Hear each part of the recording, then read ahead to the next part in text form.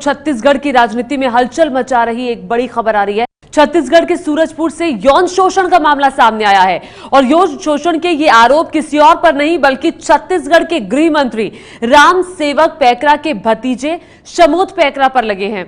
पीड़िता का कहना है कि शमोद पैकरा ने उसके साथ शादी का झांसा देकर शारीरिक संबंध बनाए और फिर गर्भवती होने के बाद उसे छोड़ दिया और शादी करने से वो मुकर गया। अब ये पीड़िता अपने 2.5 साल के बच्चे के साथ इंसाफ के लिए दर-दर की ठोकर खा रही है। यही नहीं, बड़ी मशक्कत के बाद आरोपी के खिलाफ मामला दर्ज कराया तो पीड़िता को जान से मारने की इस वक्त धमकियां मिल रही हैं। ऐसे में सवाल उठता है कि क्या आरोपी को मिली राजनीतिक शरण के चलते उसके खिलाफ कार्रवाई नहीं हो पा रही है या फिर छत्तीसगढ़ की रमन सिंह सरकार महिलाओं को न्याय दिलाने में पूरी तरह से फेल है। तो बच्चे के साथ 2.5 साल के बच्चे के साथ ये महिला दर-दर की ठोकरें खा रही है, लेकिन उसके बावजूद भी उसको लगातार धमकियां मिल रही हैं। लेकिन आपको बता दें कि ये मामला बहुत हाई प्रोफाइल हो जाता है क्योंकि ये मामला, ये जो आरोप लगे हैं यौन शोषण के, ये छत्तीसगढ़ के जो गृह मंत्री हैं राम सेवक पैकरा, उनके भतीजे शमोद पैकरा पर लगे हैं। और अब क्या शमोद पर की गिरफ्तारी होगी, क्या शमोद पर पुलिस उस तरीके से कार्रवाई करेगी जैसे दूसरे केसेस में भी करती है, ये देखने वाली बात होगी। चूंकि जाहिर तौर पर सवाल जरूर खड़ा होगा, चूंकि राजनीतिक संरक्षण का मामला है, शरण का मामला है, चूंकि उनके जो ये भतीजे हैं गृह मंत्री के, तो ऐसे में क्या रसूख राजनीति का काम आएगा। इस मामले में आरोपी की अभी गिरफ्तारी नहीं हुई है। वहीं युवती का कहना है कि जब उसके साथ यौन शोषण हुआ तो वो नाबालिग थी और ये सब होने के बाद उसका परिवार डर के माहौल में जीने को मजबूर है।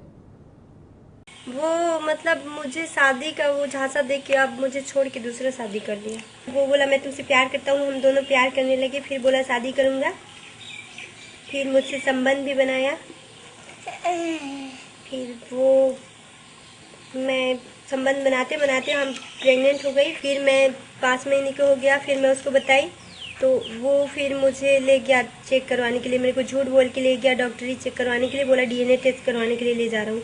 फिर वहाँ गर्भपात कराने के लिए बोला, फिर वहाँ भी कुछ नहीं हुआ। फिर घर ला के छोड़ दिया। फिर बोला कि मैं तुमसे शादी नहीं करूँगा।